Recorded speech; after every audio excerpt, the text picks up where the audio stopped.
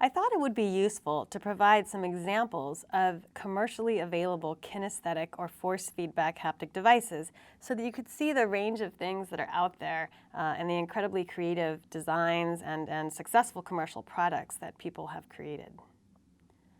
Here are some examples of manipulandums. These are all commercially available, and the ones on this page are pretty expensive, ranging on the order from about $20,000 to $60,000, depending on the degrees of freedom that it has. First, we have the Omega haptic device from Force Dimension. This is a somewhat unusual design in the haptics world because it has this delta configuration. You can see linkage here, a linkage here, and a linkage back here. These three linkages all come together at a point where the user grasps right here on this ball. And this haptic device has its motors mounted here on the this end plate back here. The nice thing about this haptic device is that the motors are all grounded. That is, none of the motors move as you move the mechanism. And that is a somewhat hard design challenges for a device that has 3 degrees of freedom, i.e. one that moves in XYZ in Cartesian space.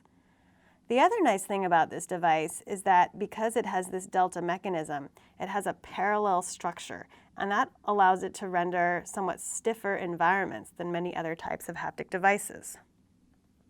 Let's look at another type of manipulandum. In this case, it's more of a serial rather than parallel chain mechanism, although there are some parallel components, as you can see from these 2 linkages up here. And this one is the Phantom Premium 1.5, originally designed and marketed by a company named Sensible. And now that company was bought out and it's sold by a company called Geomagic. It's called a 1.5 because there are some different sizes of Phantom Premiums, and you can think of this as a medium. The 1.0 is the small, and there are also some much larger ones. 1.5 is a medium-sized haptic device. It consists of, I like to think of it as 2 mechanisms which are attached together. The first part of the mechanism is a 5-bar device. This is a classic kinematic structure, which if you're interested, you can look up 5-bar kinematics and you can see what that looks like. Basically what it does is it provides 2 degrees of freedom out here at the end point. It allows it to move up and down, and it allows it to move kind of in and out, towards the hand and away from the hand. So that 5-bar gives you 2 degrees of freedom, and that's through some mechanisms here and the motors moving back here. Unlike the Omega, the motors here actually themselves move. They travel back and forth on this drum as you move this haptic device around the workspace. And so that does increase the inertia a little bit because the user can feel those motors moving. However, as with many kinesthetic haptic devices, people don't tend to move around the workspace very fast, so the inertia is relatively low. And because there's not as many joints as there is on a delta configuration, there aren't as many places on the mechanism that can generate friction. And so this type of manipulandum can be lower friction than more parallel type mechanisms. But I did say it has 3 degrees of freedom, so it can move in X, Y, and Z in Cartesian space. That 3rd degree of freedom comes from rotation.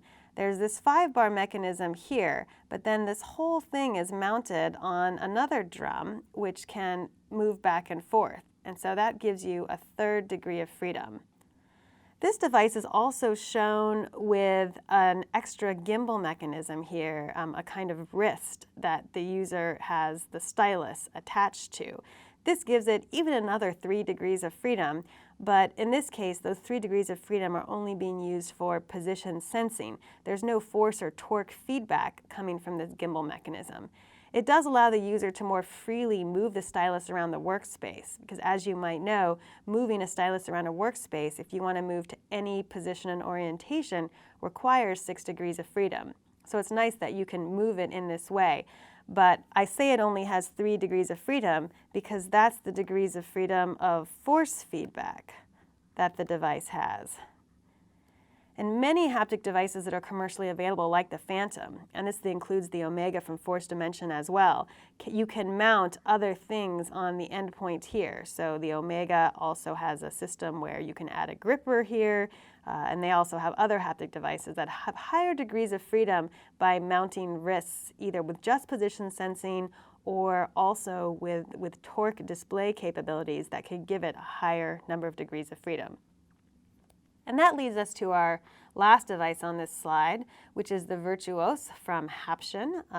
In this company, they've designed a haptic device that actually has a full 6 degrees of freedom of force and torque feedback.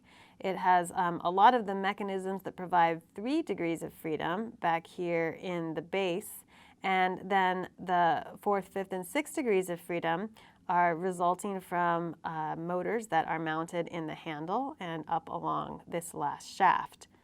You can see that actually each of these devices has a different way of having the user contact with the mechanism.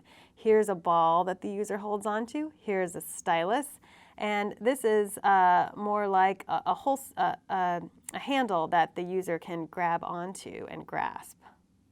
Let's go to the cheaper range of manipulandums now.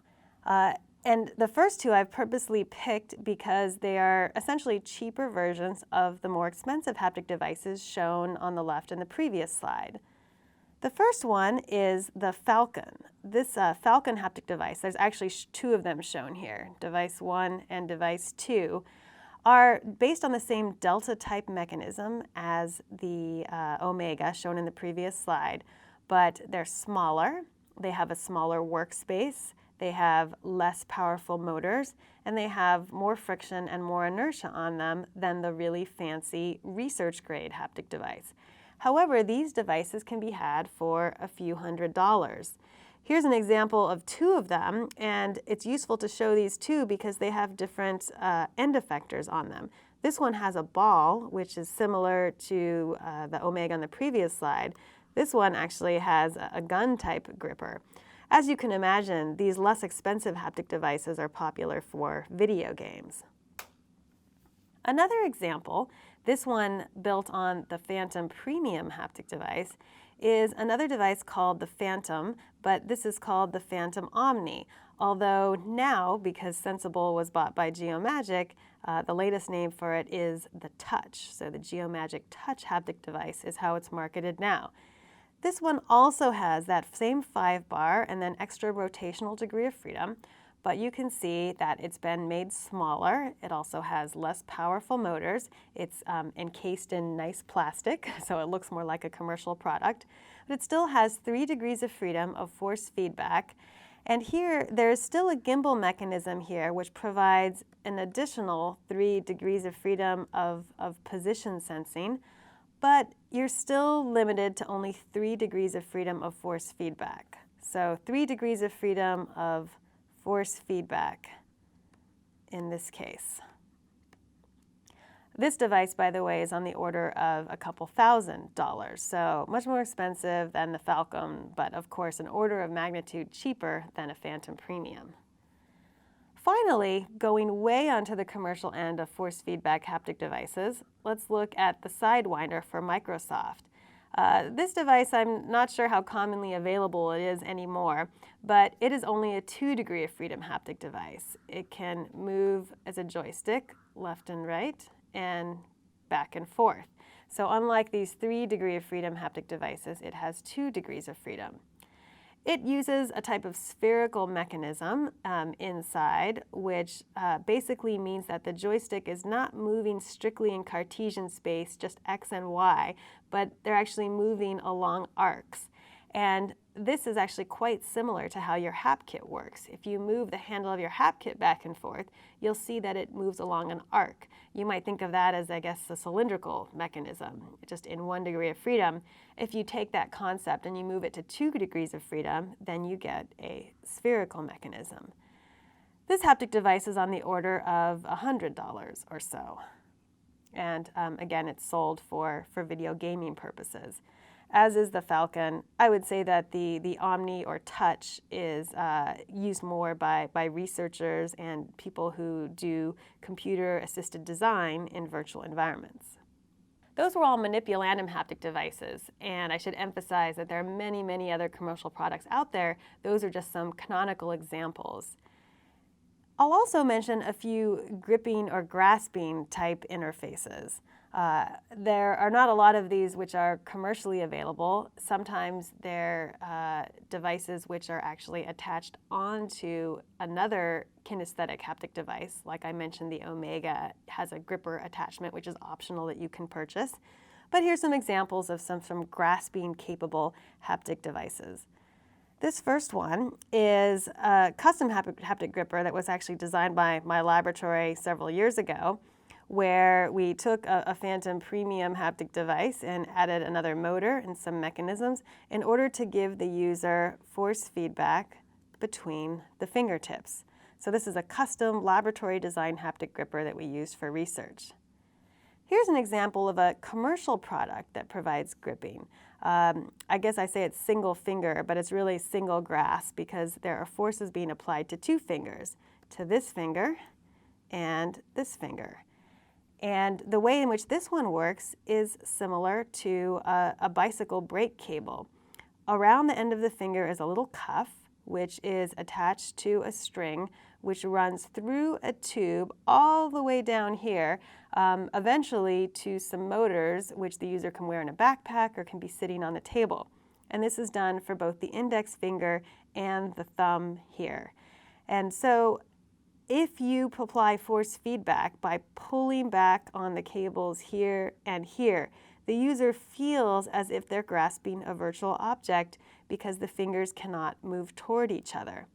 This is a true within grasp force feedback haptic devices because, at least as shown in this picture, there's no grounded force feedback provided. It's only an ungrounded force feedback that you get between the fingers. This picture here shows the master of the Da Vinci surgical system. This system actually doesn't have programmable force feedback on the gripper, but I thought I would point it out because it has a non-programmable type of force feedback.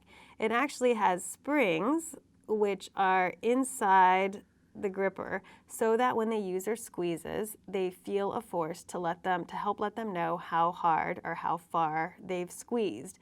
So this one just has real springs, not programmable force feedback. But it's interesting that many surgeons who have used the Da Vinci surgical system have commented to me how useful those springs are, because the force that you feel from the springs gives you this extra knowledge about your hand configuration. So not a true haptic device in terms of grip force feedback, but nonetheless a grip or grasp interface which provides forces in a useful way. Finally, let's just give a few examples of exoskeletons. I mentioned in the previous video segment that there is a kin-arm exoskeleton from a company called Beacon Technologies, which uses a pair of planar exoskeleton trays on which the user can lay their arms. So this device is a relatively simple exoskeleton. There are many, many more complex exoskeletons that have been designed by researchers, but most of them are not commercially available. Exoskeletons for walking or running or carrying heavy objects have gone under a lot of development over the last few years. In addition to these older examples from Harvard University as well as DARPA, which helps soldiers in this case carry very heavy loads, there's been a lot of press lately about research groups at Berkeley and Vanderbilt and other places developing exoskeletons to help paraplegics walk. So that's a great thing to look up if you're interested in exoskeletons. The difference between these arm exoskeletons and these body exoskeletons is that these body exoskeletons are more about providing assistance in walking or movement, whereas these arm exoskeletons can be about providing haptic feedback or rehabilitation.